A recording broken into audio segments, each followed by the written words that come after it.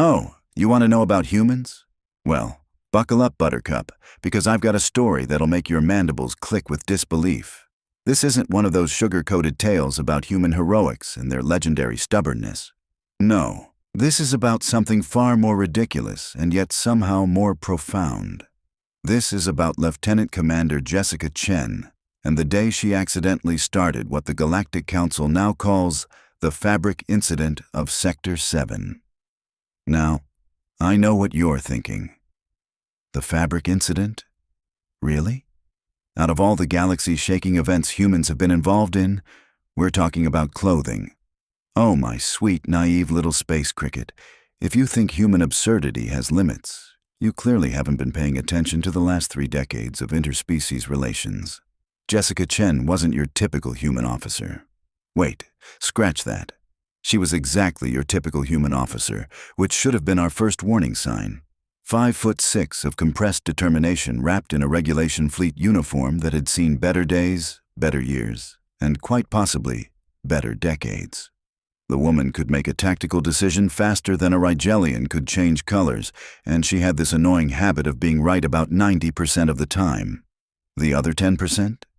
Well, those usually ended with property damage and strongly worded memos from command. The day in question started like any other day at Training Facility Omega-7, which is to say it started with someone, somewhere, making a decision that would inevitably lead to chaos. In this case, it was Admirals Keith Tarr of the Hegemony Defense Corps who decided that interspecies combat training needed to be more intensive and more realistic. Because apparently the previous training regimen of merely surviving contact with human instructors wasn't challenging enough.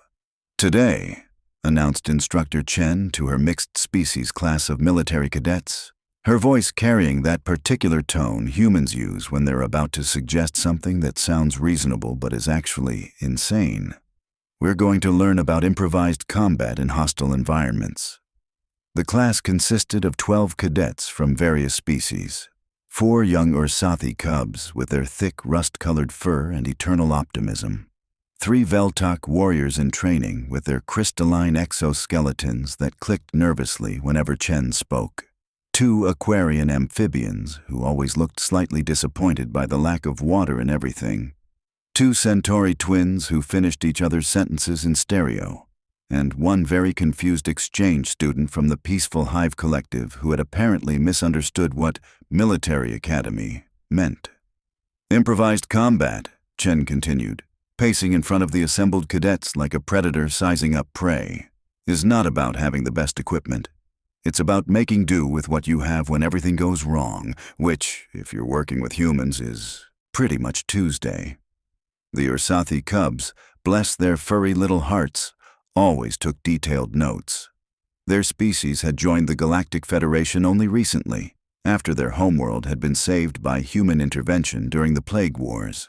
They viewed humans with a mixture of reverence and confusion that was honestly adorable.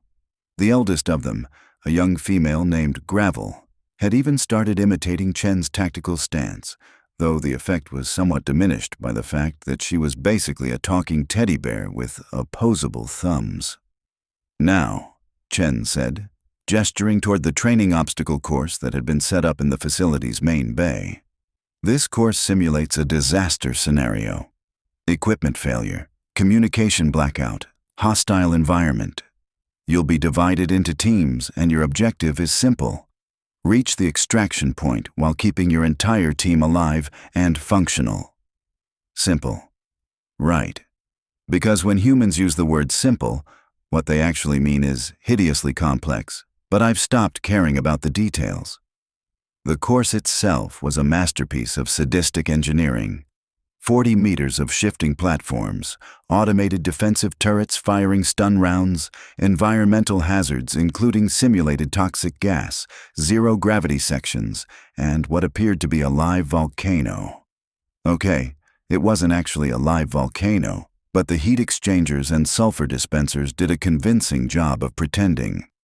Teams will be human-led, Chen announced, which caused various degrees of panic among the non-human cadets. Working with humans was like riding a controlled explosion. Thrilling, effective, and with a non-zero chance of ending in tears. The first few teams made their way through the course with varying degrees of success. The Veltok team managed to brute force their way through most obstacles using their natural armor and what could generously be called tactics, but more accurately resembled organized violence. The Aquarian team took a more fluid approach, quite literally, using their ability to compress and expand their bodies to navigate tight spaces. Then came Chen's team, the 4 Ursathi cubs and herself. Now, here's where things get interesting. The Ursathi, despite looking like someone had given military training to a pile of stuffed animals, are actually incredibly capable. Their species evolved as pack hunters on a world where cooperation wasn't just beneficial, it was essential for survival.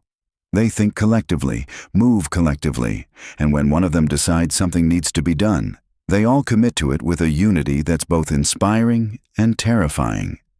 Chen had been training with these particular cubs for 3 months, and they'd developed something that military strategists call unit cohesion, and everyone else calls that weird thing where they all seem to share a brain. The cubs had started anticipating Chen's orders before she gave them, and Chen had learned to trust their instincts in ways that would have horrified a by-the-book instructor. The course started well enough. Chen led the cubs through the initial obstacles with the kind of efficient brutality that made humans excellent soldiers and terrible dinner guests. They moved like a unit, Chen calling out tactical adjustments while the cubs adapted with the fluid grace their species was known for. Then they hit the zero-gravity section. Zero gravity and humans, as anyone who spent time in space will tell you, have a complicated relationship. Humans are remarkably adaptable to weightlessness, but their instinct is always to treat it like a problem to be solved, rather than an environment to be navigated. Chen pushed off from the entry platform with characteristic human enthusiasm, which is to say she pushed off too hard, too fast, and with insufficient regard for the consequences. The obstacle in the zero-gravity section was a series of rotating barriers that cadets had to navigate through while avoiding contact. Chen twisted midair, her uniform stretching as she contorted to slip between 2 spinning panels. And that's when disaster struck. The rear seam of her uniform, already stressed from months of training exercises and the general abuse that comes with being worn by someone who considers impossible to be a suggestion rather than a fact, chose that moment to give up entirely. The fabric parted with an almost musical tearing sound that somehow managed to be audible even over the ambient noise of the training facility. For a moment, the only sound was the mechanical whirring of the obstacle course and the collective intake of breath from the observing cadets and instructors. Chen, spinning slowly in zero gravity with her uniform hanging in tatters, looked down at the damage with the kind of calm that usually preceded human-induced catastrophes. "Well," she said, her voice carrying clearly through the comm system, "this is suboptimal." The tear ran from just below her shoulder blade down to her hip, leaving a gap that exposed her regulation undergarments and a concerning amount of her back. In most species, this would have been embarrassing but manageable. But humans, with their bizarre social taboos about exposed skin and their tendency to overthink everything, treat clothing malfunctions like tactical disasters. Chen floated there for approximately 3 seconds, calculating options with the terrifying speed that made humans such effective decision-makers, before coming to a conclusion that would reshape interspecies military doctrine. "Cubs," she said calmly, "I need you to tear strips from your field packs. We're going to improvise." And that's when something beautiful happened. The Ursathi cubs didn't hesitate. They didn't ask questions. They didn't point out that this wasn't part of the exercise. They simply began tearing strips of fabric from their emergency supply packs with the kind of systematic efficiency that would have made their ancestors proud. Within seconds, they were passing cloth strips to each other and to Chen, creating an impromptu supply chain in zero gravity. "Gravel, secure my 6, Chen ordered, spinning to present her back to the eldest cub. "Patch, stumble, maintain formation, and watch for obstacles. Fuzz, you're on communications." The cubs moved with perfect coordination. Gravel caught Chen's shoulders and began the delicate process of binding the torn fabric with strips of cloth, her thick fingers surprisingly nimble. Patch and Stumble positioned themselves to shield the group from the continuing obstacle course, their small bodies somehow managing to look protective despite being approximately the size and fluffiness of large house cats. Fuzz kept up a steady stream of tactical updates, his young voice crackling over the comm with positions and timing for the approaching barriers. What happened next was less a tactical maneuver and more a work of art. Chen and the cubs moved through the rest of the zero-gravity section like they were performing a dance that had been choreographed by the universe itself. When Chen needed to twist through a narrow gap, the cubs adjusted their formation to give her room while maintaining the fabric repairs. When a rotating barrier threatened to catch them, they moved as one unit, the cubs' natural pack instincts combining with Chen's tactical experience to create something that was more than the sum of its parts. The observers watched in fascination as Chen's torn uniform was systematically repaired by 4 determined cubs who treated the task like it was the most important mission of their lives. Strips of fabric were woven through the torn sections, creating a complex pattern that somehow managed to be both functional and oddly decorative. The cubs worked with the kind of focused intensity that their species brought to everything they considered important, which apparently included keeping their human instructor properly clothed. By the time they reached the gravity normal section, Chen's uniform had been transformed.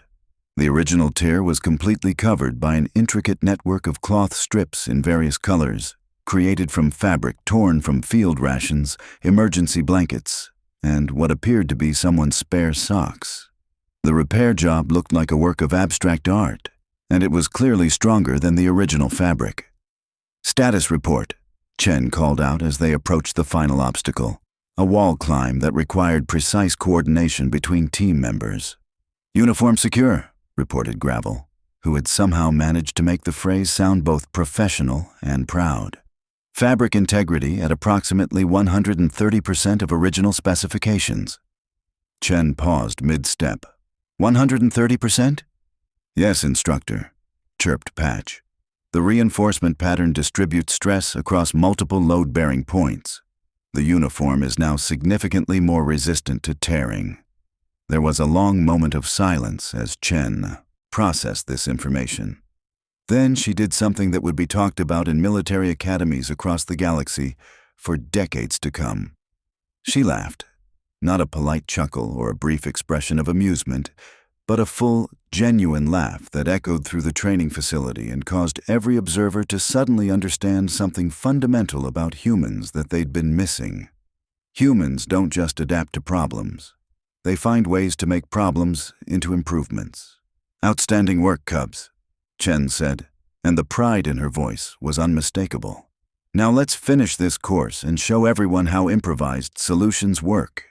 The wall climb that followed was a masterclass in human-alien cooperation. Chen provided the strength and reach for the difficult sections, while the cubs used their natural climbing abilities and pack coordination to secure ropes and guide movements. The reinforced uniform held perfectly, the colorful strips of fabric actually improving Chen's range of motion by providing strategic stretch points. They completed the course in record time. The debriefing afterward was unlike any in the facility's history. Admiral Kith Tar, a being whose species valued efficiency above all else, found himself taking notes as Chen explained the tactical advantages of improvised uniform repair using available materials. The cubs chimed in with technical details about stress distribution and load-bearing calculations that would have impressed an engineering professor. This technique, Chen concluded, demonstrates the importance of adaptive problem-solving and resource utilization in hostile environments. When equipment fails, successful soldiers don't give up. They improvise, adapt, and overcome. What nobody mentioned during the official debriefing was the way the other cadets were looking at the cubs. Throughout the rest of the training session, every non-Ursathi student found excuses to examine the fabric repairs up close. The Veltok, whose species prided itself on tactical superiority, were quietly asking questions about pack coordination. The Aquarians were inquiring about fluid problem-solving techniques, Even the Centauri twins had stopped finishing each other's sentences long enough to listen to Gravel explain stress point analysis. The cubs, for their part, seemed oblivious to the attention. They simply helped their instructor clean and store equipment with the same focused efficiency they'd brought to everything else, occasionally pausing to check the uniform repairs and make minor adjustments. But here's the thing about the Ursathi that everyone always underestimated. They were observers. They watched, they learned, and they remembered everything. While the other cadets were focused on the technical aspects of what had happened, the cubs were processing something entirely different. They had seen their human instructor face a problem that couldn't be solved through strength, strategy, or stubbornness. And instead of accepting failure or pushing through regardless of consequences, Chen had asked for help. Not ordered, not demanded, not expected, asked. For a species whose entire social structure was built on mutual support and collective action, this was a revelation. Humans, for all their individual achievements and legendary independence, understood the value of teamwork in ways that most other species missed. They just expressed it differently. Over the following days, something unprecedented began happening at training facility Omega-7. Cubs from other training groups started appearing during Chen's sessions, quietly observing from the sidelines. They watched how she interacted with her assigned team, how she adapted her teaching style to different species' learning patterns, how she celebrated successes and analyzed failures. But mostly, they watched how she treated the fabric repair as a permanent part of her uniform. Chen never removed the colorful strips or replaced the torn regulation fabric. Instead, she incorporated the repairs into her daily routine, checking the knots each morning and making adjustments as needed. When asked about it by other instructors, she would simply shrug and mention something about field modifications and proven durability. The cubs understood what the adults missed. The repair wasn't about the uniform. It was about trust, cooperation, and the acknowledgement that sometimes the best solutions come from working together instead of working alone. Within a week, something else began happening.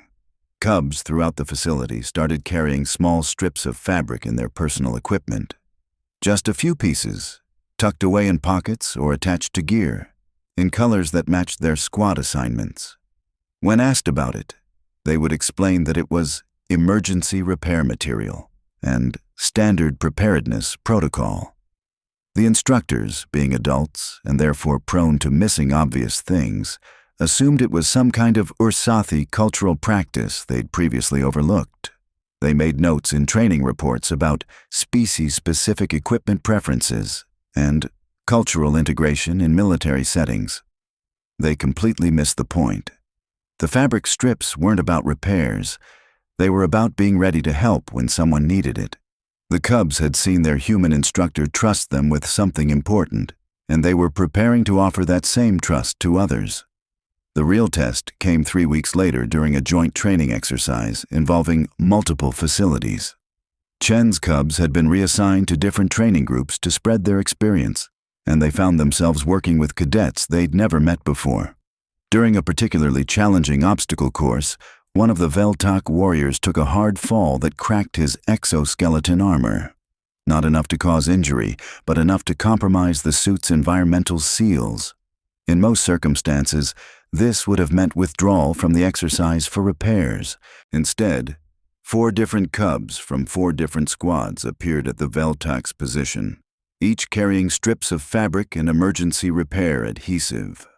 Without discussion or formal coordination, they began working together to create a flexible seal for the damaged armor, weaving fabric strips through the crystal matrix in a pattern that provided both durability and range of motion. The Veltak warrior, whose species considered accepting help to be a sign of weakness, found himself surrounded by small, furry creatures who treated assisting him like it was the most natural thing in the world. They worked with quiet efficiency, making technical suggestions and sharing resources without any expectation of recognition or reward. When the repair was complete, the warrior tested the seal and discovered that his armor's mobility had actually improved. The flexible fabric patches allowed for joint movement that the original rigid design had restricted. Why? He asked, his translator adding harmonic overtones to convey confusion and gratitude. Gravel, who had been leading the repair effort, tilted her head with that particular expression Ursati used when they were trying to explain something obvious. Because you needed help, she said simply, and we had what you needed. Word of the incident spread through the multi-facility exercise faster than a communications breakdown, which in military circles is saying something. Suddenly, instructors were receiving reports of unprecedented cooperation between species that had historically viewed each other with suspicion or indifference. Cubs were sharing resources with Veltok warriors. Aquarians were coordinating with Centauri twins. Even the exchange student from the Peaceful Hive Collective was participating in tactical exercises instead of sitting them out with conscientious objector status. The common factor in every report was the presence of small strips of fabric and the quiet assistance of Ursati cubs, who seemed to appear whenever someone needed help with equipment problems, tactical difficulties, or just moral support.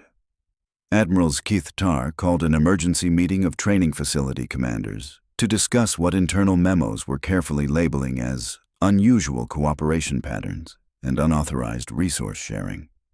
The official concern was that military discipline was being compromised by excessive collaboration.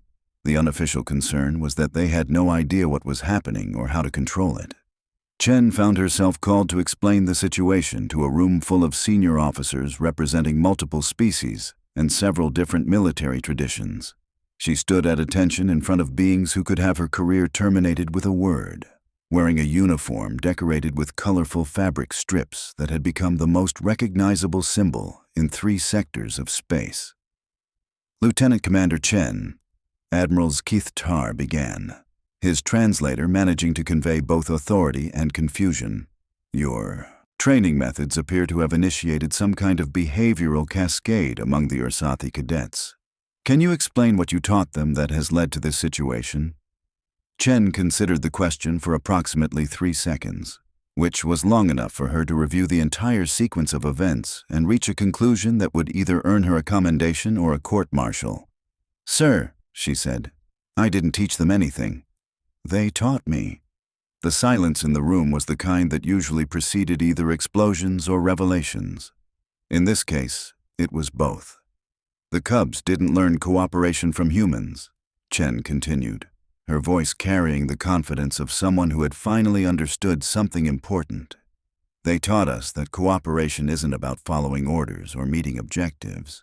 It's about recognizing when someone needs help and having what they need to provide it. She gestured to her uniform, the fabric strips shifting slightly with the movement. Every species in this room has its own approach to problem solving. We compete, we adapt, we overcome.